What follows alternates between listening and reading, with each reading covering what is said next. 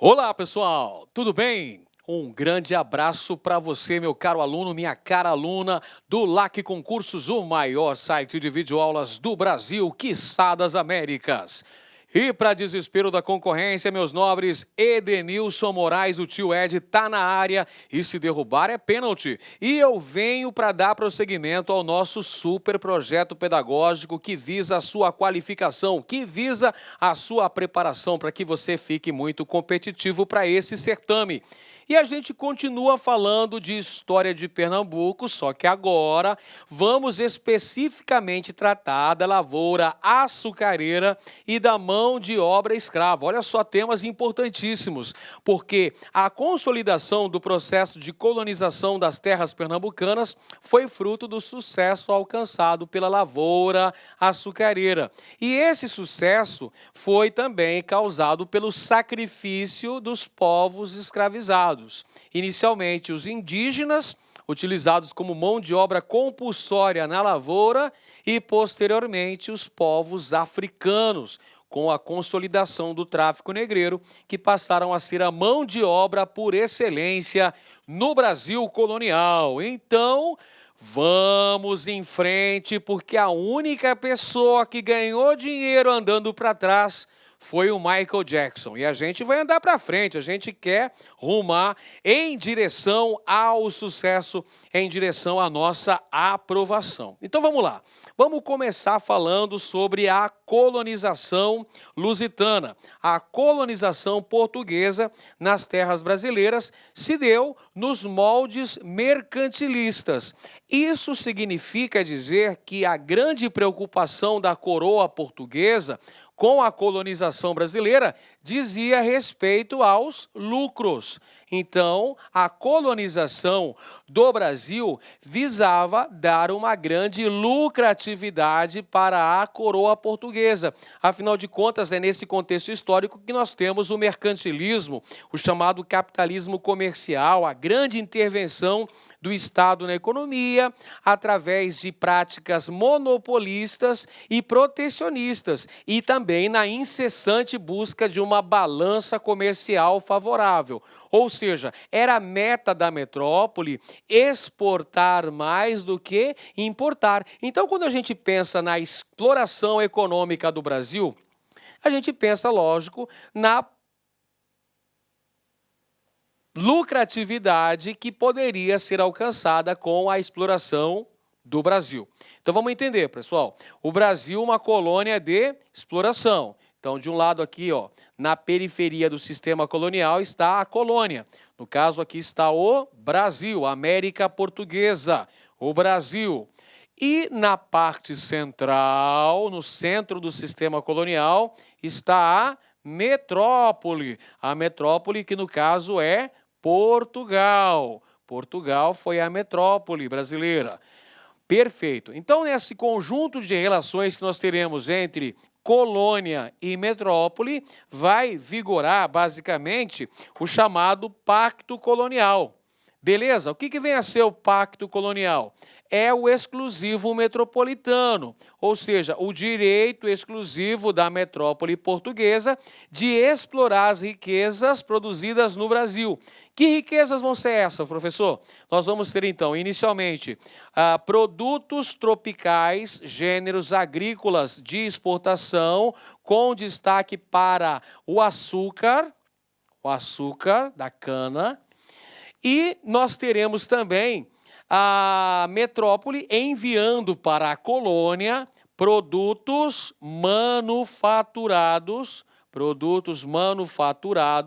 e enviando também escravos africanos escravizados através do tráfico negreiro. Então, esse conjunto de relações entre a metrópole, que está no centro do sistema, e a colônia, que está na periferia, esse conjunto de relações é chamado de, anota aí no seu caderno, sistema colonial. O sistema colonial visava a exploração econômica da colônia para proporcionar grande lucratividade para a metrópole. Deixa agora eu apagar para não fazer uma poluição visual aqui na tela. Então, a colonização lusitana das terras brasileiras esteve moldada nos princípios mercantilistas. E dentro desses princípios mercantilistas, visando oferecer uma grande lucratividade para a coroa portuguesa, foi instalada aqui em Pernambuco a produção açucareira, a chamada plantation. Plantation, que significa plantagem. A plantation, a açucareira, era caracterizada pela monocultura, ou seja, o cultivo único de um produto visando em larga escala o mercado europeu, o mercado internacional. Nós temos também a utilização de mão de obra escrava, a escravidão, inicialmente indígena, posteriormente africana. Nós temos essa produção em larga escala visando o mercado internacional, visando a exportação, sendo realizada em grandes extensões de terra, chamadas de latifúndios. Então tá aí, pessoal, para você não esquecer nunca mais. Mel, monocultura, escravidão, exportação e latifúndios, características básicas da produção açucareira em Pernambuco. Tá aqui, ó. Acabei de escrever aqui na nossa tela, já apareceu. Monocultura, escravidão e latifúndio e a exportação, né? Faltou colocar aqui a exportação, porque a produção visava atender ao mercado externo, ao mercado internacional.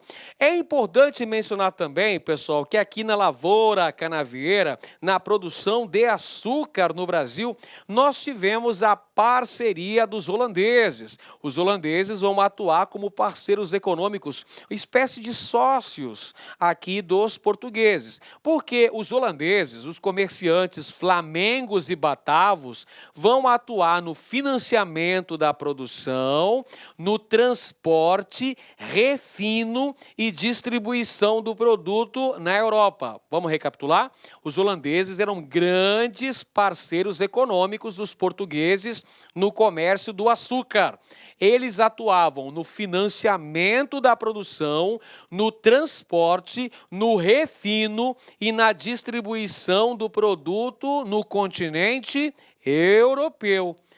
Bom, a lavoura açucareira, pessoal, ela foi escolhida não por acaso, né? Ela teve critérios muito importantes que foram levados em consideração pelos portugueses para introduzirem o cultivo de cana-de-açúcar aqui no Brasil.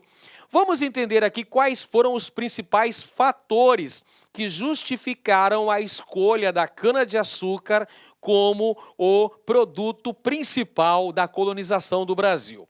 A alta lucratividade que a produção do açúcar poderia gerar para Portugal, um grande mercado consumidor ávido de consumir o açúcar da cana produzido no Brasil. Os portugueses já tinham uma experiência no cultivo de cana-de-açúcar, é isso mesmo.